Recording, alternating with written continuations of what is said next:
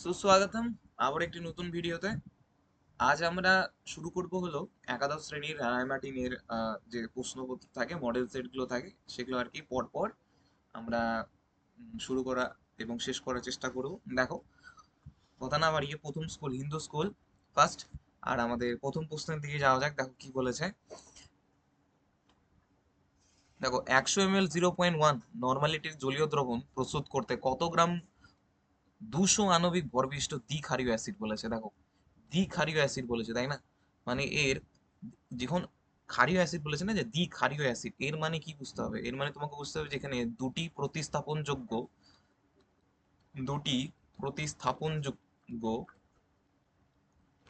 দুটি প্রতিস্থাপনযোগ্য কি রয়েছে, এইচ প্লাস আয়ন রয়েছে। অর্থাৎ তুমি কি লিখতে পারো যে এর ক্ষারগ্রাহিতা কত বেটা? এর ক্ষারগ্রাহিতা হলো 2। ঠিক আছে। আচ্ছা, এবার আমরা যদি ক্ষারগ্রাহিতা যে জেনে যাই, আমরা জানি তুল্যাঙ্ক ভর ইজ ইকুয়াল টু আণবিক ভর ডিভাইডেড বাই অ্যাসিডের জন্য আমরা নিই ক্ষারগ্রাহিতা, বুঝতে পারলা? অ্যাসিডের জন্য আমরা কি নিই? ক্ষারগ্রাহিতা। বা আমি তোমাদের এটা বলেছিলাম যে এইচ প্লাস কাউন্ট করতে যদি করতে পারো তাহলেও হয়। হ্যাঁ, যদি এখানে অ্যাসিড দিত তাহলে তো ভালো, এখানে অ্যাসিডের নাম দেয়নি, তো সেক্ষেত্রে আমরা তার আণবিক ভর 200 এবং ক্ষারগ্রাহিতা 2 দিয়ে ডিভাইড করে তার তুল্যাঙ্ক ভর বের করে নিব। কত আসলো? 100। এবার নর্মালিটির ইকুয়েশনটা বসাও। দেখো, নর্মালিটির ইকুয়েশনটা আমরা জানি, নর্মালিটি সমান সমান W2 into 10⁻³ divided by E into V. এবার তোমাকে একটা বিষয় মাথায় রাখতে লাগবে যে টু মানে সবসময় দ্রাব্য, আর ডাব্লিউ মানে ভর, তোমরা দ্রাব্যের ভর। তা দ্রাব্যের ভর কত দেওয়া আছে? দ্রাব্যের ভর আমাদের বের করতে হবে, তাই কি না? দ্রাব্যের ভরটাই আমাদেরকে বের করতে হবে। তো W2 সমান সমান ই ইন্টু ভি ডিভাইডেড বাই আমাদের 1000 মিটার। তো নর্মালিটি আমাদের দাঁড়িয়েছে 0.1, ইকুইভ্যালেন্ট ওয়েট দাঁড়িয়েছে আমাদের 100, ভলিউম আছে হলো 100 ml, কারণ সব ml এ নেওয়া আছে, তো ml এই নিও। আর 10⁻³ তাই না বেটা? তাহলে সেক্ষেত্রে আমাদের কত আসলে? 3টা শূন্য, এই দুটো শূন্য, এই একটা শূন্য কাটা, এই পয়েন্টের জন্য একটা শূন্য একটা শূন্য কাটা, মানে অ্যান্সার আসতেছে 1, তাই না? অ্যান্সার কত আসতেছে? 1, 1 গ্রাম। দেখে নিও। চলো নেক্সট প্রশ্নের দিকে যাওয়া যাক। 2 নম্বর পেজ, 2 নম্বর প্রশ্ন। এখানে কি কওয়া যায় যে 20 গ্রাম ম্যাগনেসিয়াম কার্বনেটের একটি নমুনাকে উত্তপ্ত করলে 8 গ্রাম ম্যাগনেসিয়াম অক্সাইড উৎপন্ন হয় এবং ম্যাগনেসিয়াম কার্বনেট নমুনাটির শতকরা বিশুদ্ধতা। আহা, সুন্দর ব্যাপার। চলো করা যাক। তো তার জন্য তোমাকে আগে ইকুয়েশনটা জানতে লাগবে। ইকুয়েশনটা তোমার না, বিক্রিয়াটা জানতে লাগবে যে ম্যাগনেসিয়াম যে কার্বনেট রয়েছে, উহাকে যদি আমরা উত্তপ্ত করি, মানে ছোট হাতে ডেল, তাহলে আমরা পাবো ম্যাগনেসিয়াম অক্সাইড এবং কার্বন ডাই অক্সাইড গ্যাস বেরিয়ে যাবে। ঠিক আছে। তো আমরা এখানে যদি স্টয়চিওমেট্রিকে ইউজ করি, স্টয়চিওমেট্রি মতলব কত পার্সেন্ট কত কি হ্যান ত্যান কিভাবে কি উৎপন্ন হলো সেটা, তার আগে এদের আণবিক ভর বের করি। তো এর আণবিক ভর হলো ম্যাগনেসিয়ামের কত হয়? 24, কার্বনে কত হয়? 12, এবং অক্সিজেন হয় 3 ষোলো 48। তাহলে যদি অ্যাড করি, তো অ্যাড করলে কত আসতেছে? এর ফোরের দিকে 4, 84 গ্রাম পার মোল। 84 গ্রাম পার মোল, হ্যাঁ কি না বেটা? একদম। এবার এখানে যেহেতু এমজিওর কথা বলা হয়েছে, কার্বন ডাইঅক্সাইডের কথা না, তাহলে এটাকে তুমি ভুলে যাও তোমার এক্স এর মতো। এবার এমজিওর আণবিক ভর তোমাকে বের করতে হবে। এমজিওর কত? 24, আর অক্সিজেনেরটা হলো তোমার 16। তাহলে কত দাঁড়ালো? 40, তাই না? অর্থাৎ আমরা বলতে পারি যে, কি বলতে পারি যে 40 গ্রাম এমজিও উৎপন্ন করার জন্য দরকার পড়ে হলো কত গ্রাম? 84 গ্রাম হলো ম্যাগনেসিয়াম কার্বনেট। তাহলে 1 গ্রামে কত? 84 ডিভাইডেড বাই 40। আর ঠিক তেমন ভাবে 8 গ্রাম বের করতে বলেছে কিনা। তো আমরা 8 গ্রামের জন্য কি করব? তো 8 গ্রামের জন্য যদি ক্যালকুলেশন করো তাহলে কত আসতেছে? 84 ডিভাইডেড বাই 40 ইন্টু হলো 8 গ্রাম বেটা, তাই না? এবার এটাকে যদি কেটে দাও, 5 8 40, এবার 5 দিয়ে ডিভাইড করো, তাহলে 5 16, আর এদিকে কত আসতেছে? শূন্য। 5 8 40, মানে 16 পয়েন্ট কত? 8 গ্রাম, হ্যাঁ কি না? 16 পয়েন্ট কত? 8 গ্রাম। এটা আসলো ভালো কথা। আচ্ছা নিচে চলে আসলাম, হ্যাঁ জায়গা নেই। তো এবার যেহেতু বিশুদ্ধতা চেয়েছে কার, শতকরা বিশুদ্ধতা, তাহলে আমরা লিখতে পারি যে শতকরা বিশুদ্ধতা, শতকরা বিশুদ্ধতা। এবার এটা বের করার জন্য তোমাকে কি ভাবতে লাগবে যে মোট কত গ্রাম দিয়ে দেওয়া হয়েছিল, মানে মোট কত গ্রাম তোমার মানে ম্যাগনেসিয়াম কার্বনেট ছিল, তাই না? মোট ছিল হলো 20, তার মধ্যে খরচা হলো তোমার 16.8, 16.8, আর পার্সেন্টেজের জন্য আসবে 100, এখানে বেটা। তাহলে এই ক্ষেত্রে তোমাদের কত আসবে? এক্ষেত্রে আসবে শূন্য, শূন্য কাটা, 2, এদিকে 5, এদিকে 100, একই না?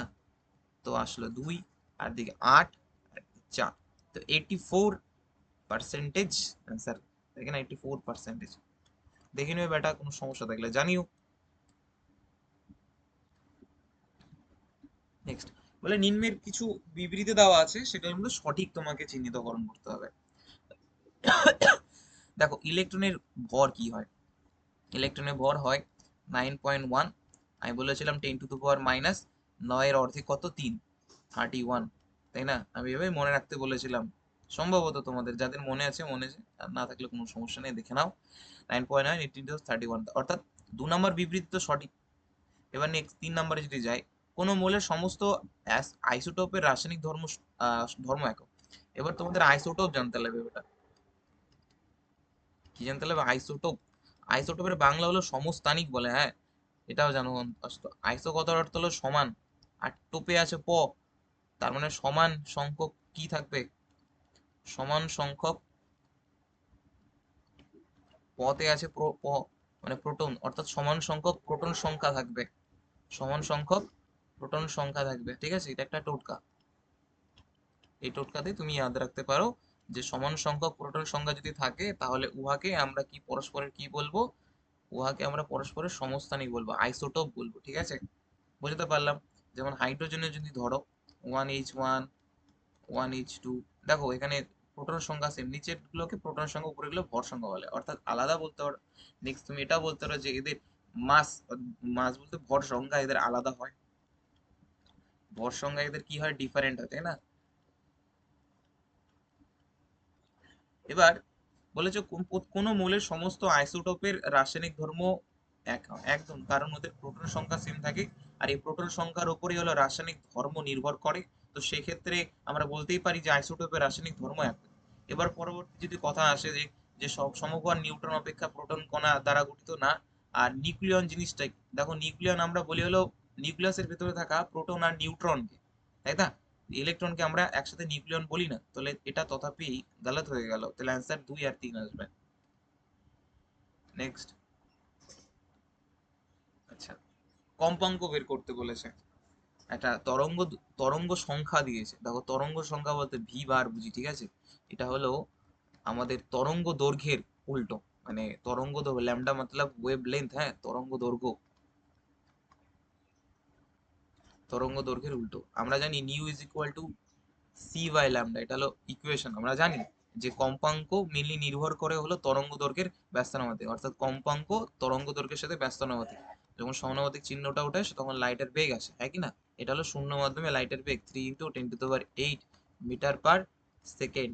এবার ল্যামডা তো আমি জানি না, বাট আমাদের দেখো ল্যামডা 1/λ, তাহলে আমরা এখানে লিখতে পারি V nu is equal to C 1/λ, আর V nu is equal to C V bar, তো সেক্ষেত্রে সি 3 × 10⁸, আর ভি বারের মান কত দেওয়া আছে 10, এখানে ব্যাটা।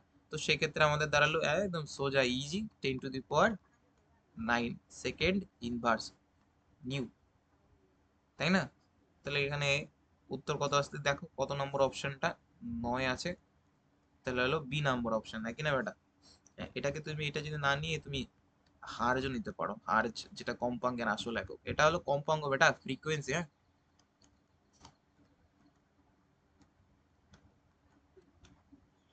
ঠিক আছে, নেক্সট পরের পেজে যাই, 4 নম্বর পেজে দেখো।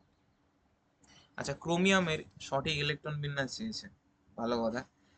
আচ্ছা ক্রোমিয়ামের ইলেকট্রন বিন্যাস আগে করি, ঠিক আছে? ক্রোমিয়াম কত রয়েছে, 24-এ রয়েছে। তাহলে ইলেকট্রন বিন্যাস যদি করি আমরা, আমরা দেখবো 1:2, 2:2, 2p6, হ্যাঁ কি না? আমরা আগে ডাইরেক্ট আমরা 10 বানিয়ে নিব, 10 বানিয়ে নিলাম। এরপর আমরা লিখবো 3:2, 3p6, এটা হয়ে গেল 18। 18 নাম্বার পর্যন্ত একদম পুরো চাঙ্গা মুখস্থ রাখতে লাগবে, চাঙ্গা টাইপের একদম বুঝতে থাকতে লাগবে, কারণ 18টা একদম ডাইরেক্ট ইয়াদ রাখতে লাগবে, একটা নিষ্ক্রিয় গ্যাসের সমান।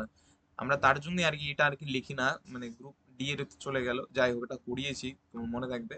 এটা 3d5 4s1, আমরা ডাইরেক্ট এটা লিখি তাই না, 3d5 4s1 লিখি ক্রোমিয়ামের জন্য। কারণ আমরা জানি ব্যতিক্রম আছে, 3d সারির মধ্যে দুজন ব্যতিক্রম রয়েছে, এটা মনে রাখার।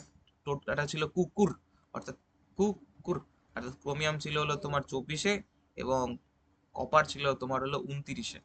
আর আমি এদের বলেছিলাম যে এটাতে 3d4s হয়, এদেরও 3d4s হয়, তফাৎটা একটাই, ইলেকট্রন বিন্যাসের তফাৎ আসে, এখানে 1 চলে আসে। আর এদের আমাদের 6 বানাতে হলে এখানে 5, আর এখানে 10 বানানোর জন্য এখানে নিতে হলে 11 বানানোর জন্য 10। এখানে এপি ইলেকট্রন বিন্যাসটা আর কি এমন হয়। আচ্ছা ভালো কথা, কোনো সমস্যা নেই। এবার তোমাকে বলছি 11তম ইলেকট্রন। 11তম ইলেকট্রন মানে 11 নম্বর ইলেকট্রন। দেখো এত পর্যন্ত তো 10 হয়ে আছে, 10টা ইলেকট্রন, 6 2 4 এদিকে 10, তার মানে 3s এর কথা বলছে, মানে 3s, 3s এর কথা বলছে, ঠিক না বলে বেটা, মানে 3sই তো বলছে। হ্যাঁ একদম, 3s উপকক্ষের কথা বলেছে, ঠিক আছে, 3s উপকক্ষের কথা বলেছে, ভালো কথা। তো 3s থেকে আমরা কি কি বের করতে পারবো, আমাদের n, l, m এবং এস। স্পিন কোয়ান্টাম নাম্বার জানো তুমি, যে প্লাস হাফ হবে আর একটা মাইনাস হাফ হবে, সেটা নির্ভর করতেছে আমরা এন এল কোনটা নিব, তাই না। এন তো দেখতে পাচ্ছ এখানে 3 দেওয়া আছে, তাহলে এন হলো 3, আর এল এর মান কত হয়, এল এর মান হয় মাইনাস, সরি, জিরো থেকে, n-1, হ্যাঁ কিনা বেটা। তো জিরো হতে পারে, তারপর তিনের জায়গায়, এনের জায়গায় যদি 3 বসায় তাহলে কত আসছে 2, অর্থাৎ 1 হতে পারে এবং 2 হতে পারে, 0 1 2 হতে পারে, তাই না। ঠিক আছে ভালো কথা। এবার বিষয়টা হচ্ছে যে আমরা এত কিছু নিব কেন, কারণ এখানে এস দেখতে পাচ্ছি না। তো এস যখনই দেখতে পাবো, তো এসটা হিসেবে তো আমাদের এল এর মান কত হয়, এল এর মান আমরা 0 নিয়ে চলবো, তাই কিনা বেটা। তো সেক্ষেত্রে তো 1 আর 2 তো হলোই না, তাহলে সেই ক্ষেত্রে এল এর মান 0, আর এল এর মান যদি 0 আসে এম এর মানও 0 আসবে। তাহলে অ্যান্সারটা আমাদের কি দাঁড়ালো, 3 0 0 প্লাস হাফ। এই যে খুবই সুন্দর, পড়ে নিতে পারবা, দেখি না। কোনো পরমাণুতে একটি উপকক্ষে সর্বাধিক ইলেকট্রন কতগুলো থাকতে পারে সেটা নির্ভর করতেছে, হ্যাঁ সেটা নির্ভর করে 2 × 2l+1 ইকুয়েশন। জানো ডিতে থাকে হলো 10টা ইলেকট্রন, ঠিক আছে। আবার এল এর মান যদি 0 হয় তাহলে আমরা এস উপকক্ষকে বুঝি, তাই না। এল, এল এর মান যদি 1 হয় তাহলে পি কে বুঝি, এল এর মান যদি 2 হয় দেন আমরা ডি, আর এল এর মান যদি 3 হয়, মানে গৌণ কোয়ান্টাম সংখ্যা যদি 3 হয় তাহলে আমরা এফ উপকক্ষকে বুঝি, তাই না, এক উপকক্ষকে বুঝি, ঠিক আছে, বুঝতে পারলা, বুঝলা কি বুঝলা না। হ্যাঁ, তাহলে এখানে বলছে মোট ইলেকট্রন সংখ্যা ধারণ ক্ষমতা, তাই না। তাহলে আমরা যদি এই ইকুয়েশনে মান বসাই, ধরো ডি এর জন্য বের করছে, ডি এর জন্য হয় 2, তাহলে 2 × 2 × 2 + 1, তাহলে আসলো হলো 10, একদম সেই। তার মানে ডি এর মধ্যে 10টা ইলেকট্রন পাওয়া যায়। এবার কথাটা হলো ডি তো রয়েছে, ডি এর যে কক্ষগুলো আমরা দেখি, তাই না, ডি এর যে কক্ষকগুলো রয়েছে, ডি এর আবার কয়টা কক্ষ রয়েছে, ডি এর আবার 5টা কক্ষক রয়েছে, d x y, d x z, d y z, d x square, 2y² not minus, আর ডি জেড স্কোয়ার। এবার প্রত্যেকটা কক্ষকে মানে প্রতি অরবিটালে, বুঝতে পারলা, পাউলির অপবর্জন নীতি অনুসারে কয়টা করে ইলেকট্রন থাকবে, 2টো করে ইলেকট্রন থাকবে। তো তার জন্যই এই ইলেকট্রনের জন্য আমরা ইকুয়েশন ইউজ করবো 2l+1 × 2, কিন্তু মোট কয়টা উপকক্ষ, সরি কক্ষক বেরোবে সেটার জন্য জাস্ট 2টাকে বাদ দিয়ে দাও, তাহলে উত্তর হবে 2l+1, তাই না। এটা দিয়ে আমরা মোট কক্ষক কয়টা হতে পারে সেটা নির্ণয় করতে হবে। তাহলে বাট এখানে প্রশ্নের উত্তরটা আমরা করিনি, যে সর্বাধিক ইলেকট্রন সংখ্যা চেয়েছে, তাহলে 2 × 2l+1 হবে। নেক্সট পরবর্তী প্রশ্ন। আচ্ছা তার আগে দেখিনি কোন প্রশ্ন ফাঁকা পড়লো নাকি, 4, তো 7-এর প্রশ্ন নিচে আছে, আর নি, ঠিক আছে চলো। আচ্ছা ইলেকট্রনের গতিবেগ আলোর গতিবেগের 1% হলে ইলেকট্রনের ডি বগলির তরঙ্গ দৈর্ঘ্য চেয়েছে। খুব মজাদার একটা কোশ্চেন, তাই না। ডি বগলির তরঙ্গ দৈর্ঘ্য আমরা জানি যে আমরা ল্যামডা সমান সমান h/p, অর্থাৎ ল্যামডা সমান সমান h/mv, ঠিক আছে ভালো কথা। এবার যেটা দিয়েছে তোমাদের কোশ্চেনে সেই জিনিসটা আগে লিখি, যে ইলেকট্রনের গতিবেগ, তাই না, মানে v 1% কার, আলোর গতিবেগের, তাহলে 1% মতলব 0.01, এবং আলোর গতিবেগ হলো 3 × 10⁸ মিটার পার সেকেন্ড, এখানে বেটা। তাহলে এখান থেকে আমাদের দেখতে পাচ্ছি যে দুটো শূন্য কেটে যাচ্ছে, অর্থাৎ 3 × 10⁻6 মিটার পার সেকেন্ড আসলো হলো ভি, মানে মানে ভি, সরি আমি আবার নিউ লিখে দিচ্ছি, নিউ মানে তো কম্পাঙ্ক, ভি মানে আমাদের আলোর বেগ, ইলেকট্রনের গতিবেগ নির্ণয় হলো। তো এক্ষেত্রে আমরা ইলেকট্রনের ভর জানি, জানি কি জানা, একটু আগে আমরা বের করলাম ইলেকট্রন ভর কত, 9.1, 9.1 ইন্টু 10⁻⁻৯ অর্ধেক, কত অর্ধেক তো না, মানে 9 আর কি, গুণ ফল মানে 31, তাই না, 91 ওটাই বলতেছি, কত হয় 31 কেজি। মানে আমি এটা তোমাদেরকে ট্রিক হিসেবে বলেছিলাম, তাই না, এটা আমি অনেক কিছু মনে রাখানোর চেষ্টা করেছিলাম, চেষ্টা তো করেছি আমি অনেক কিছু, বাট এটা তোমাদের দায়িত্ব, তোমরা যদি সেই জিনিসটা নাই করো তাহলে ভাই শিখবা কিভাবে, ঠিক আছে। আচ্ছা, চলো নেক্সট, তাহলে আমরা একটু বসিয়ে দিই জিনিসগুলো। আমাদের তরঙ্গ দৈর্ঘ্য, তাহলে এইচ আমরা জানি 6.626 ইন্টু 10⁻−34, ঠিক আছে, ভালো কথা, জুল পার সেকেন্ডে, হ্যাঁ, আরেকটা আছে ওটা 27, ওটা আগে, যাই হোক। এবার এম হলো 9.1 ইন্টু 10⁻−31, যেহেতু এসআই আছে সব এসআইতে নিব। এবার ভি আছে 3 × 10⁻, কত, 6। এবার তো ক্যালকুলেশন করলে কত আসে, 6.626 ইন্টু 10⁻−34, তো নিচে যদি আমি গুণ করে দিই 3 দিয়ে, তাহলে আসতেছে 27, আর দিকে 1, 27, 27 আর 1ই তো, হ্যাঁ, তাহলে আসতেছে 27, তাহলে 3.71, আর ইন্টু 10⁻−31 থেকে এদিকে চলে গেল তোমার হলো 6 চলে গেল, তাই না, তাহলে হয়ে গেল 24, নাকি, হ্যাঁ 24 তো না, আচ্ছা এটা 1 নিয়ে চলি, ঠিক আছে, তাহলে আর সুবিধা হবে, কারণ একটা মান তো নিতেই হয়। একটা 10⁻, এখানে কত ছিল 31, আর এখানে ছিল তোমার হলো 10⁻6, তাহলে সেক্ষেত্রে আমাদের দ্বারা হলো 24, ওকে বেটা, ঠিক আছে। তো এখানে বুঝতে পারছো 10-এর আর কি তফাৎ রয়েছে, পয়েন্ট পয়েন্ট সেম সেম উঠে, কারণ তার জন্যই নিলাম, হ্যাঁ, যাতে পয়েন্টের ব্যাপারটা না আসে এখানে। এখানে তিনটা জিনিস আছে, তো আমরা সেই তিনটেই মান নিয়েই চললাম, তাহলে সেক্ষেত্রে আমাদের আর কি মানে ক্যালকুলেশন সুবিধা আসবে, ঠিক না, তার জন্যই আমি জিনিসটা করলাম, যাতে আর কি পয়েন্টটা উঠালে আর এখান থেকে মানটা ঠিকঠাক জায়গায় আমরা আনতে পারি। আচ্ছা ঠিক আছে, তাহলে এই ল্যামডাটা যদি আমি ডিভাইড করি, তো 2 সামথিং কিছু আছে, অর্থাৎ 2 দিয়ে ডিভিশনই হবে, আর 2 দিয়ে ডিভিশন করার পর একটা স্কোর আসবে, সেটা 4 দিয়ে হবে, মানে বুঝে তো, 42-এর কাছাকাছি, 24-এর কাছাকাছি আছে, এরে বেটা সবগুলো 24 দিয়ে দিয়েছে, হাই হাই হাই। এবার এই ক্ষেত্রে তো তোমাদেরকে ক্যালকুলেশন করতে হবে, তোমরা একটু ক্যালকুলেশন করে নিও, দেখে নিও, ডিভিশন তো অন্তত করতে পারবে, এটা তো বাদ দিয়ে রেখে দাও, এটা ডিভিশন করে দেখো কত হয়, ঠিক আছে। আচ্ছা, তোমাদের উপরে রেখে দিলাম, দেখে নিও।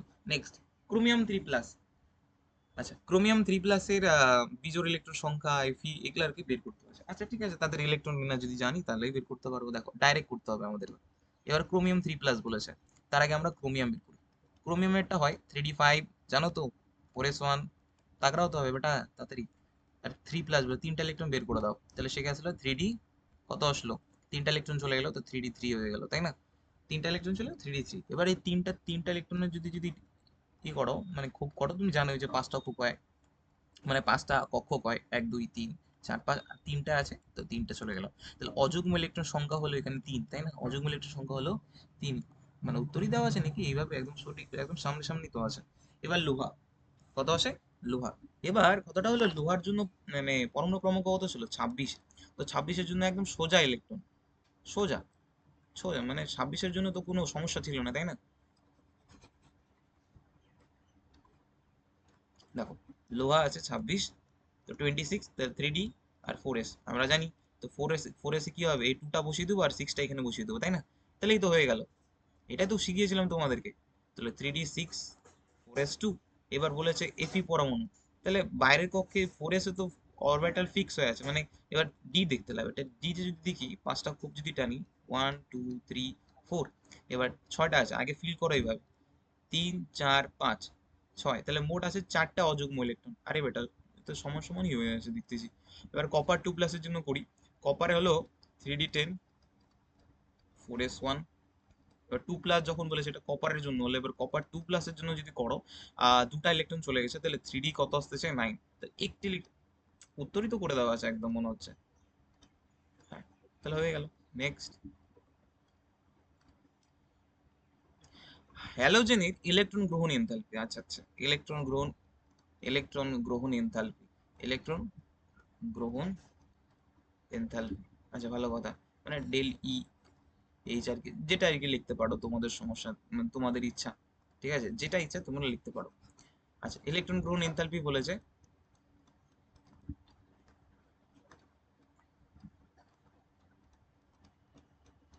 আচ্ছা, এবার এই ইলেকট্রন গ্রহণ এনথালপি জিনিসটা কি তোমাদের বুঝতে হবে, যে ইলেকট্রন গ্রহণ প্রবণতা আর কি, এটা আর কি তাপ গ্রহণ আর তাপ বের করার পদ্ধতির মাধ্যমে হয়, সেটা তোমাদেরকে আগে জানতে হবে।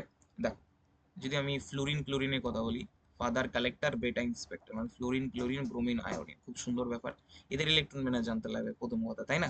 এবার 17 নম্বর গ্রুপে আছে, তো 17 7কে নিয়ে যদি আমরা চলি, তাহলে ইলেকট্রন বিন্যাসটা হলো NH2 NP 5, NH2 NP 5, একই না বেটা? তার জন্যই তো 7 হচ্ছে। এখানে এটা পরে লিখছি এদিকে। এবার ইলেকট্রন বিন্যাসের মানগুলো বসিয়ে দিই। তাহলে এটা প্রথম না 2 নাম্বার পর্যায়ে আছে, তাহলে এটা হবে 2s2 2p5, এটা হবে 3s2 3p5। এখানে এই ঝামেলাটা হয়, বুঝতে পারলা? এখানে আমি দেখতে পাচ্ছি 2p অরবিটাল আর 3p অরবিটালের মধ্যে 3p অরবিটালের সাইজটা একটু বেশি আছে। তাহলে ইলেকট্রন যদি প্রবেশ করতে চায়, কোথায় এন্টার হবে? কোথায় এন্টার হবে? 3p-তে এন্টার করতে হবে। মানে ক্লোরিন ফ্লোরিনের তুলনায় ইলেকট্রনগুলো একটু বেশি নেবে, কারণ ওর যে মানে অরবিটালটা রয়েছে, সেই অরবিটালটার সাইজটা একটু বেশি। আর অরবিটালের সাইজটা যদি বেশি হয়, তো ইহাদের মধ্যে আন্ত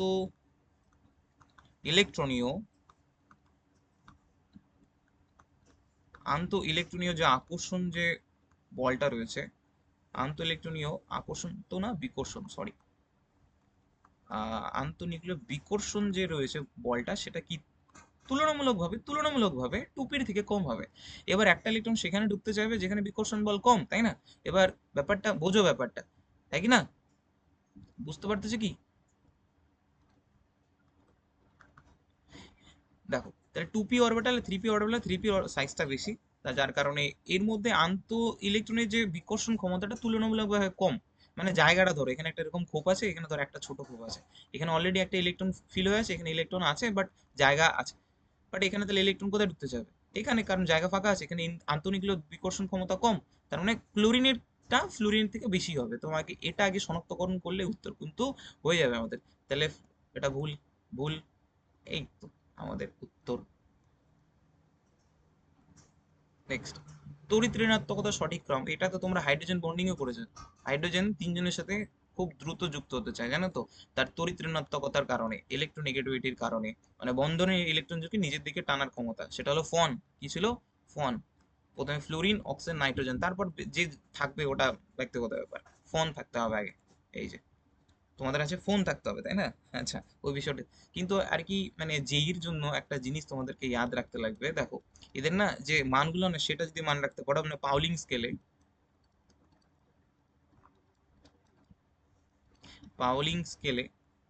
এদের কিছু মান রয়েছে, বুঝতে পারলে বেটা? যে ফ্লোরিনে যেমন মান রয়েছে তোমার 4, আর অক্সিজেনের রয়েছে হলো তোমার 3.5 সামথিং, আর নাইট্রোজেনের রয়েছে হলো তোমার 3, আর ফসফরাসে থাকে 21, মানে 2.1।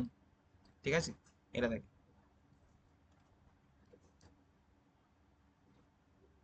নেক্সট, কার্বন, সিলিকন এবং আহ, কি, গ্যালিয়ামের, তাই না? না, জার্মেনিয়ামের। গ্যালিয়াম তো এটা এটা হলো জার্মেনিয়াম, সিলিকন জার্মেনিয়াম, অর্ধ পরিবাহী। ইলেকট্রন আসক্তির মান চেয়েছে। তো কাহে শিবজি সুনো পার্বতী, তাই না? তাহলে এটা যদি বসাই, কাহে শিবজি সুনো পার্বতী, এটা কত নাম্বার গ্রুপে বেটা? এটা 14 নাম্বার গ্রুপ। আর 14 নাম্বার গ্রুপ ইলেকট্রন বিন্যাস হবে NH2 NP2, বহুতই সোজা। এবার কথা হলো, আমরা জানি গ্রুপ বরাবর যত উপর দিক থেকে নিচের দিকে যাব, সাইজ কত হয়ে কি হবে, সাইজ তত বৃদ্ধি পাবে। আর সাইজ যত বৃদ্ধি পাবে, মানে এক কথায় পারমাণবিক ব্যাসার্ধ, আচ্ছা লিখে দিচ্ছি, পারমাণবিক ব্যাসার্ধ কি হচ্ছে? বৃদ্ধি পাচ্ছে। পারমাণবিক ব্যাসার্ধ যত বৃদ্ধি পাবে, বুঝতে পারলা? মানে এক কথায় নিউক্লিয়াস থেকে বহিস্থ কক্ষের দূরত্বটা কি হয়ে যাবে? বেড়ে যাবে। মানে বুঝতে পারতো যে পরমাণু আকারটা যত বৃদ্ধি পেয়ে যাবে নিউক্লিয়াস থেকে, কক্ষের যে দূরত্ব, বহিস্থ কক্ষের দূরত্বটা পরস্পর থেকে কি হয়ে যাচ্ছে, দূরে চলে যাচ্ছে, কি না? তাই আমরা লিখতে পারি যত এটা হবে, তাহলে বহিস্থ কক্ষ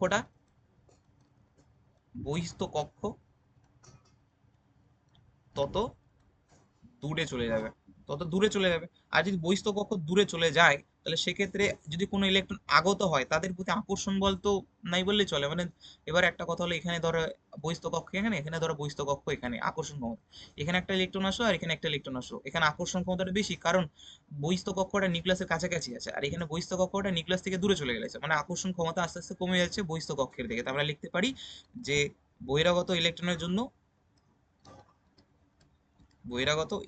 জন্য যে আকর্ষণ বল, সেটা কি হবে, হ্রাস পাবে, তাই না? তাহলে আমরা বলতে পারি যে সাইজের সাথে ইলেকট্রন আসক্তির কি সম্পর্ক, ব্যস্তানুপাতিক সম্পর্ক। ইলেকট্রন আসক্তির কি সম্পর্ক, ইলেকট্রন অ্যাফিনিটির কি সম্পর্ক, ব্যস্তানুপাতিক সম্পর্ক। অর্থাৎ অর্থাৎ তাহলে অ্যান্সারটা কি হবে বলো? অ্যান্সারটা হবে কার্বন, সিলিকন, জার্মেনিয়াম। অর্থাৎ এই তিন মারবে এই আগে, এই তিন মারবে, মানে এই আর কি সব থেকে বেশি ইলেকট্রন আসক্তি, মানে ইলেকট্রনকে টানবে নিজের দিকে। আর জার্মেনিয়াম টানতে পারবে না, কারণ আকারটা বড়, বহিস্থ কক্ষ দূরে চলে গেল, ইলেকট্রন আকর্ষণ ক্ষমতাটাও কমে গেল, তাই না? সরি বেটা। নেক্সট বলছে দ্বিতীয় বিভব, আয়নন বিভব জিনিসটা কেমন হবে। তোমরা আগে এটা বোঝো যে প্রথম আয়নন বিভব বলতে কি বুঝি, ঠিক আছে?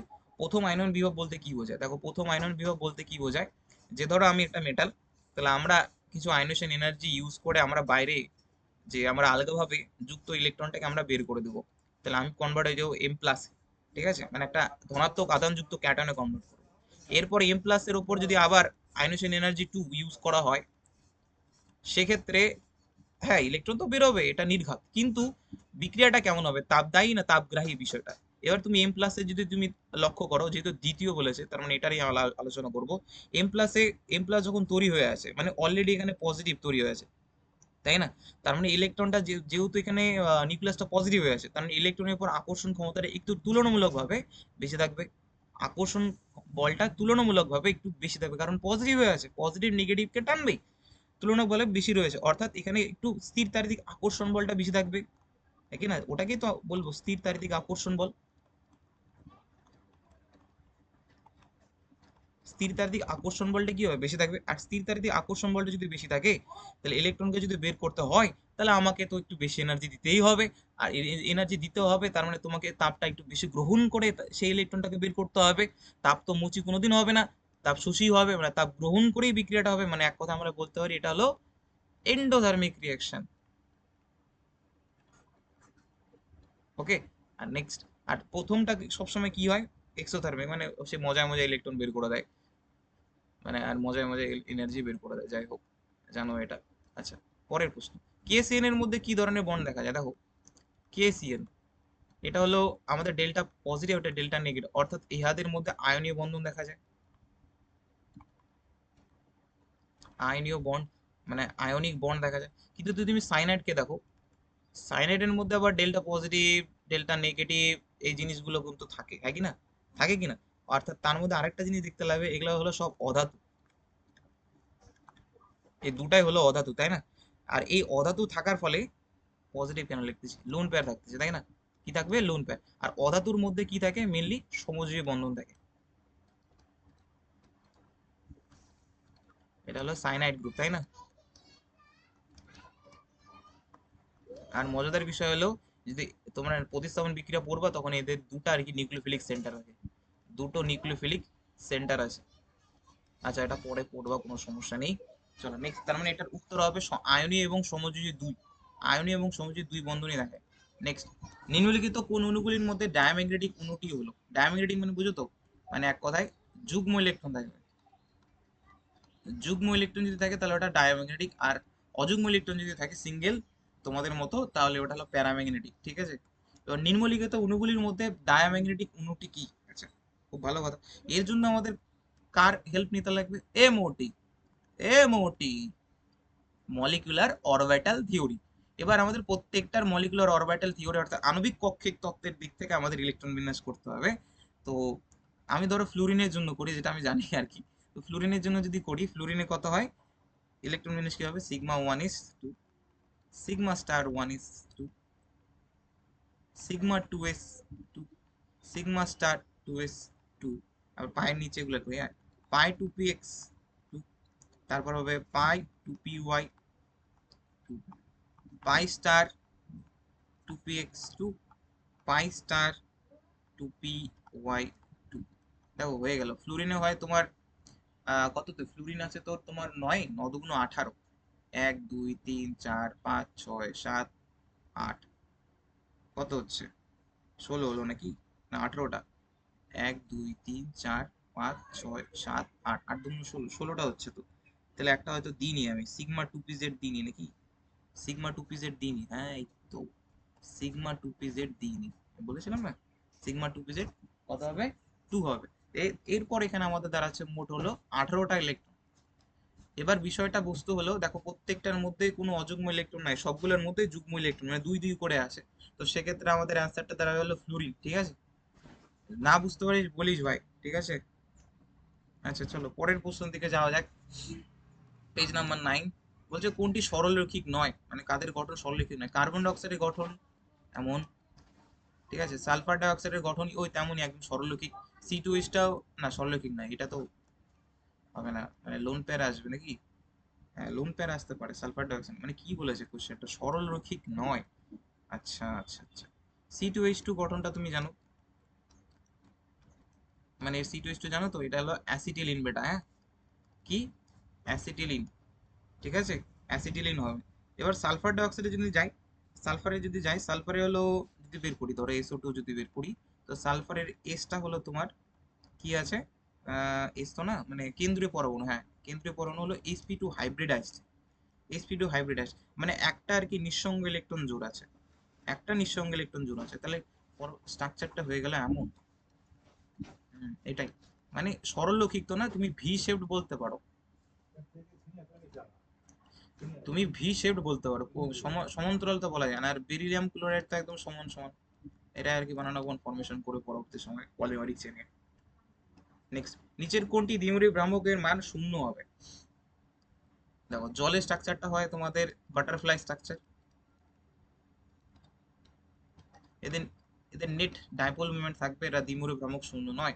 অ্যামোনিয়ার জন্য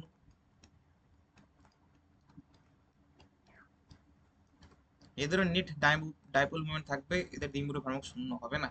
কার্বন ডাই অক্সাইড এই দিক থেকে টানবে ইলেকট্রন জোরকে, এই দিক থেকে ইলেকট্রনকে টানবে, এটার মিউ হয়ে গেল 0। আর NF3 তে এদেরও net dipole moment, net dipole not is equal two 0, তাহলে অ্যান্সারটা আসবে কার্বন ডাই অক্সাইড। আর যদি নেট ডাইপোল মোমেন্ট 0 চলে আসে তাহলে হয়ে গেল এটা অধ্রুবীয় প্রকৃতির, কি প্রকৃতির, অধ্রুবীয় প্রকৃতির।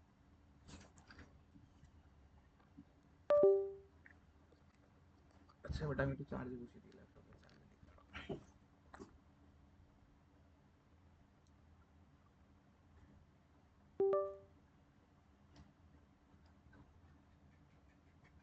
চলো হয়ে গেছে।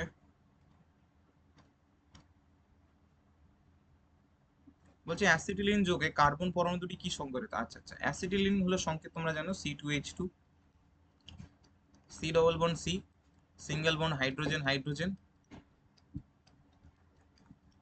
এবার হাইব্রিডাইজেশনের জন্য কি দেখবো, এখানে আমরা দেখবো lone pair plus sigma bond, তাই না, সিগমা বন্ড আর লোন পেয়ার যোগফলটাই হলো হাইব্রিডাইজেশন সেট করে। এই কার্বনকে যদি লক্ষ্য করো, একটা এখানে সিগমা আছে, আর একটা হলো তোমার পাই, আর এই যে একটা সিঙ্গেল বন্ড এটাও সিগমা, আর এই সিঙ্গেল বন্ড এটাও সিগমা, তাহলে মোট হলো একটা কার্বনের কাছে মোট 3টে সিগমা আছে, আর 3টে সিগমার জন্য হবে sp2, তো হাইব্রিডাইজড হবে sp2 সংক্রান্ত, এই কার্বনে যদি sp2 হয় তাহলে এই কার্বনটাও sp2 হাইব্রিডাইজড হবে, তাই কি না। এবার XeF4, জেনন আর ফ্লুরিন 4, তো জেড যদি বের করো তাহলে হাফ, জেননের জন্য আসে 8, একযোজি পরমাণু সংখ্যা 4, তো হয়ে গেল তোমার 12, 12কে 2 দিয়ে ডিভাইড করো তাহলে উত্তর আসছে 6, তাহলে হাইব্রিডাইজেশন তোমার হলো sp3d, sp3d। এবারে স্ট্রাকচারটা কেমন হয় তার আগে আমরা বের করে নেবো লোন পেয়ার, তো লোন পেয়ার বের করার জন্য 6 মাইনাস একযোজি পরমাণুর সংখ্যা যেটা 4, কত আসলে 2টি, নাকি না। এবার আমাদের যে স্ট্রাকচারটা হয় সেটা আগে করি। তো জেনন হচ্ছে তোমার, ও সরি এটা কেন হবে অষ্টতলে কি না, এও তো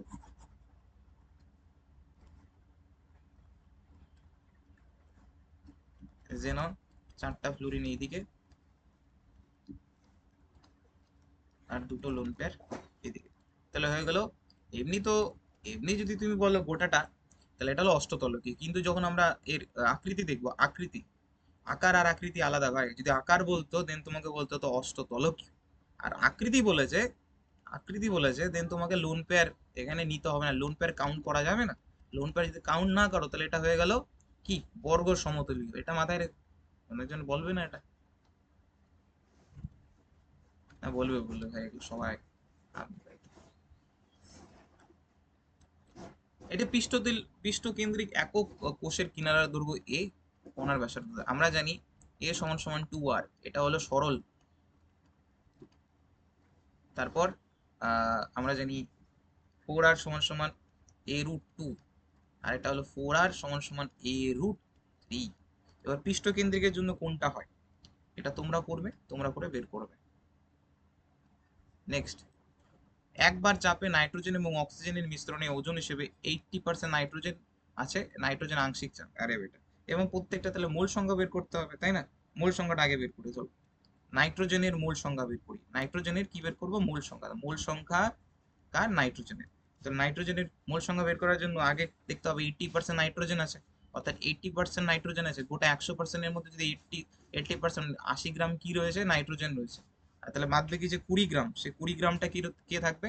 20 গ্রামটা থাকবে বলো অক্সিজেন। স্বাভাবিক বিপদ, স্বাভাবিক বিষয়।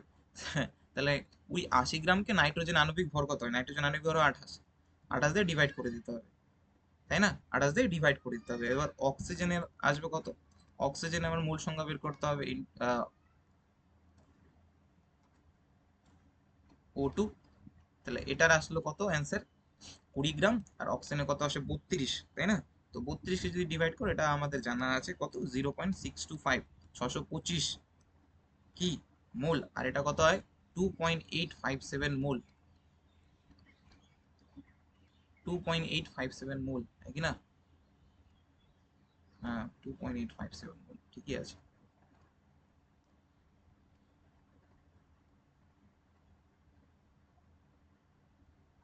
এবার এবার মোট মূল সংখ্যা বের করো।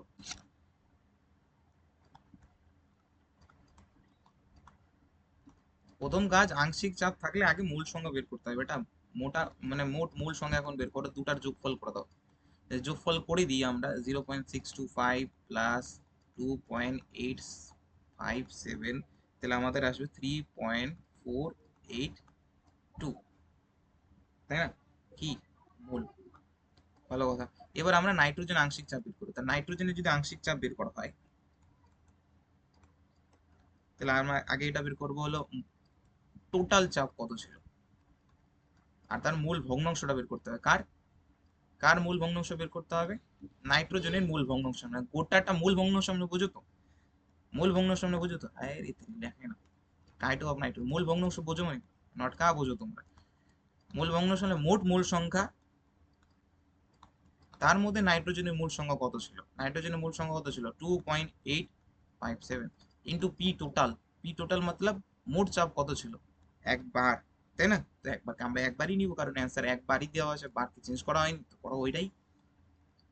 তাহলে শুধুমাত্র আমাদের ডিভিশন করতে হবে, তাই না? মজা, মজায় মজা। তো 0.8 এর কাছাকাছি আসবে, একটু দেখে নিও। হ্যাঁ, 0.8 এর কাছা এ বাপের 2 আসে, তাহলে তোমাদের ক্যালকুলেশন করতে হবে, দেখে নিও। মানে এই দুটো তো আসবে না, 0.82 বা 0.80 কোনটা আসবে, তাই না? 82ই আসবে। হ্যাঁ, বুঝে যাচ্ছে। যাই হোক, উচ্চ চাপে এক মোল আদর্শ গ্যাসের জন্য ভ্যান ডার ওয়ালসের ইকুয়েশন কত? আরে চৌমো টাইপের question. P plus n square a by V square V minus n b সমান সমান এন আর টি, তাই কি না? এবার কথা বলছে এখানে এন এর নাম নাই তো, মানে আমরা এক মূল গ্যাসের জন্য করেছে, তাহলে এক মূল গ্যাসের জন্য কি হবে? এন এর জায়গায় শুধুমাত্র এক বসিয়ে দিব। তো সেক্ষেত্রে দাঁড়ালো ভি মাইনাস বি সমান সমান আর টি। ওকে বেটা, এবার বিষয়টা হলো, বলেছে উচ্চ চাপ যখন প্রেশারটা হাই, ঠিক আছে? তাহলে প্রেশারের সাথে যে যুক্ত রয়েছে তাদেরকে আমরা কি নিব? টেন্স টু নগণ্য বলেই নিয়ে নিব, নগণ্য মেনে চলে নেবো, তাই না? তাহলে আমাদের পড়লো পি ভি মাইনাস বি সমান সমান আর টি।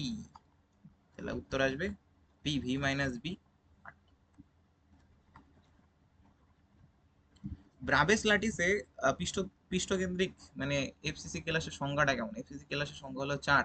এটা দেখেন একদম 14টা ব্রাবেস ল্যাটিস হয়েছে, এর মধ্যে কয়টা বিসিসি, কয়টা এফসিসি, কয়টা সরল, এগুলা কিন্তু কোশ্চেন আছে সম্পূর্ণ রয়েছে, দেখে নিবা। ঠিক আছে, নেক্সট 13 নাম্বার ইয়েতে বলছে ধাতুগুলি সর্বদা ডায়াম্যাগনেটিক। ক্ষার ধাতু, তাই নাকি? ক্ষার ধাতুর গ্রুপ হলো তোমার, ক্ষার ধাতুর গ্রুপ জানো তো? ক্ষার ধাতু কোন গ্রুপটাকে বলা হয়? ক্ষার ধাতুকে বলা হয় ফার্স্ট গ্রুপ, মানে প্রথম গ্রুপটা, তাই না? প্রথম গ্রুপটা হলো ইলেকট্রন বিন্যাসটা কেমন হয়? NS1, অর্থাৎ বাইরের কক্ষে একটা ইলেকট্রন থাকে। আর বাইরের কক্ষে যদি একটা ইলেকট্রন থাকে তাহলে বেটা তুমি ডায়াম্যাগনেটিক কিভাবে হও? তুমি তুমি তো প্যারা, তাই না? প্যারা ম্যাগনেটিক, মানে অযুগ্ম। তুমি তুমি তো আমাগো মতো সিঙ্গেল পুলাহান। অযুগ্ম ইলেকট্রন আছে না, তার জন্য তুমি প্যারাম্যাগনেটিক। অযুগ্ম ইলেকট্রন আছে, তাহলে এটা ভুল। নেক্সট, ক্ষার ধাতুর বহিস্থ কক্ষে একটি মাত্র ইলেকট্রন থাকে। যাও, বিজোড় ইলেকট্রন, হ্যাঁ বেটা, সত্য তুমি। তার মানে বিবৃতি এ এক ভুল, বিবৃতি আর সঠিক, মানে সঠিক ব্যাখ্যার তো কোনো অপশনই উঠতেছে না। তাহলে আমরা নিব যে কি লিখতে পারি, যে এ সঠিক নয় বাট আর সঠিক, একদম ঠিক ঠিক ঠিক। নেক্সট, তাই না? চলো নেক্সট পরের দিকে যাওয়া যাক।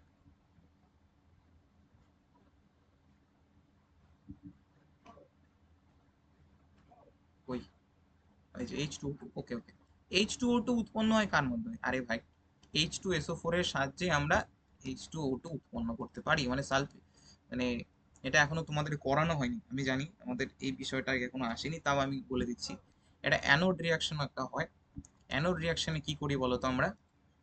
H2SO4 যে রয়েছে না, H2SO4 যদি আমরা যদি ভেঙে দিই তাহলে আমার পাবো হলো একটা H প্লাস আর একটা হলো HSO4 মাইনাস।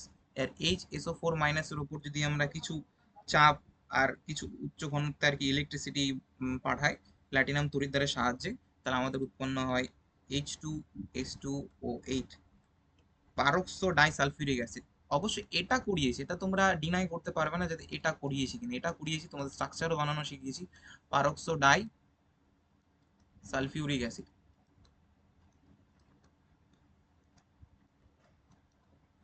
Sulphuric acid. এবার এটাকে যদি একটু আদ্র বিশ্লেষণ করো, আদ্র বিশ্লেষণ মানে হাইড্রোলাইসিস করো, এটা আমরা করবো বেটা, কোনো টেনশন নাই। তাও এখানে বলে দিচ্ছি, তাহলে আমাদের উৎপন্ন হয় হাইড্রোজেন পারঅক্সাইড। কি উৎপন্ন হয়? Hydrogen, hydrogen, hydrogen peroxide.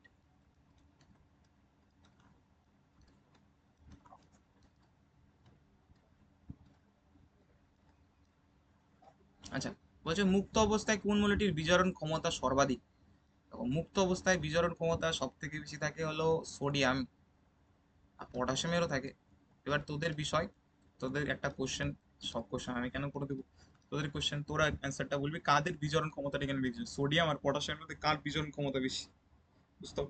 হ্যাঁ, হাইড্রেশন এনথালপিটাকে এখানে একসেপ্ট করবে না, হ্যাঁ, হাইড্রেশন এনথালপি এখানে নিয়ে আসবে না। ক্ষার এবং ক্ষারীয় মৃত্তিকাতে বর্ণ অনুযায়ী, আচ্ছা ক্ষার কি, মা কিছুই তো নেই এখানে কোশ্চেন। এবার আচ্ছা, আমার যেটা মনে আসতেছে সেটা আমি করে দিচ্ছি। দেখো আমার তো এখন মাথায় আসছে বেরিয়ামের কথা। বেরিয়াম হলো কচি আপেলের মতো, একদম পুরো কচি আপেলের মতো কালার। স্যার আমার মনে আসছে ক্যালসিয়ামের কথা। ক্যালসিয়াম হলো ইট, ইটের মতো। ঠিক আছে, আমার মনে আসতেছে হলো স্ট্রনশিয়াম, যেটাকে আমরা রেড বলি না, ক্রিমসন রেড বলে। মানে সঠিক সঠিক নামও দেওয়া যায় না ভাই, আলাদা আলাদা নাম। Crimson red, Apple green. ওই একটা কোটা ফ্যাক্টরি একটা সামথিং সিরিজ ছিল না, ওখানে একটা এই যে ডায়লগটা ছিল দেখো, যে सीधा सीधा नाम नहीं रख सकते, है ना? क्रीम्स एंड रेड, रेड बोल नहीं सकते, क्रीम्स एंड रेड। चलो रेड। এই কোশ্চেনটা আধুরা টাইপের, দেখে নিও। নেক্সট, কার্বন মনোক্সাইডের সাথে ডাইহাইড্রোজেন যদি আর কি বিক্রিয়া করে, মানে কার্বন মনোক্সাইড সিও ওর সাথে যদি ডাইহাইড্রোজেন, অর্থাৎ আমি হাইড্রোজেনের বিক্রিয়া করাই, তো সেক্ষেত্রে কি উৎপন্ন হবে? ডাইহাইড্রোজেন মানে দুটা দিয়ে দিচ্ছি, ঠিক আছে? তো সেক্ষেত্রে আমাদের আমরা তোমাদের প্রিয়, সবার প্রিয়, আমাদের কি বলে গ্রিগনাট, গ্রিগনাট বিজ্ঞানী গ্রিগনাটের প্রিয় কি বলতো, অ্যালকোহল, অর্থাৎ মিথানল। মিথানল প্রস্তুত হয়, কি প্রস্তুত হয়? মিথানল। এটা আমরা করিনি বেটা, এটা হলো তোমার পি ব্লকের মধ্যে থাকবে, এইচ ব্লকের মধ্যে থাকবে, ঠিক আছে? অবশ্যই এর মধ্যে নির্দিষ্ট ক্যাটালিস্ট থাকবে, ক্যাটালিস্ট ছাড়া তো বিক্রিয়া হবে না, বিয়ে হবে না, না? জিঙ্ক অক্সাইড, ও ক্রোমিক অক্সাইড Cr2, জুস Cr7, তাই না? চলো, আচ্ছা, আর এমনি Cr7 লিখলাম এটা। বায়ুর উপস্থিতিতে কোন গ্যাসটি নীল শিখা জ্বলে? কার্বন মনোক্সাইডটা নীল শিখা সহ জ্বলে, carbon monoxide. Next, boric acid polymeric হয়, আর বোরিক অ্যাসিড BO3 পরস্পর হাইড্রোজেন বন্ডিং করে। হ্যাঁ, বোরিক অ্যাসিড দেখো, বোরিক অ্যাসিড তো জানো যে পাউডার, তোমরা যে কি বলে ওটাকে, ক্যারাম বোর্ডের যে গুলির জন্য তোমরা আর কি পিচ্ছিল কারক হিসেবে ব্যবহার করো ওটা, তাই না? এই যে boric acid, boric acid polymeric হয়, হ্যাঁ, কারণ বোরিক অ্যাসিডের মধ্যে থাকে হলো BO3 মাইনাস। এটা হলো এক ধরনের মূলক। এই মূলকটা পরপর পরস্পরের সঙ্গে যুক্ত হয়ে হাইড্রোজেন বন্ডিং এর মাধ্যমে একটা পলিমারিক চেইন তৈরি করে, যেটা আর কি বোরিক মানে অ্যাসিড থাকে। মানে একদম সঠিক, এক কথা নিখুঁত একদম ব্যাখ্যা দিয়েছে, যে উভয় সঠিক আর উভয় ব্যাখ্যাটা। এখানে আমার 30টায় প্রশ্ন রয়েছে, আর বাদ বাকি যে সামথিং পেজটা রয়েছে, এটা যে কোথাকার আমি কোশ্চেনটা আমি ঠিকঠাক পাচ্ছি না, অর্থাৎ 30টা প্রশ্নই আমার কাছে এখানে হয়েছে। তাহলে একটা কাজ করো, 30টায় পর্যন্তই থাকো, নেক্সট দিন আমরা অন্য একটা সেট করবো, কোনো সমস্যা নেই। ধন্যবাদ। আর হ্যাঁ, পড়াশোনা করো ভাই, পরীক্ষা চলে আসছে। টাটা, দেখা হচ্ছে অন্য কোনো ভিডিওতে।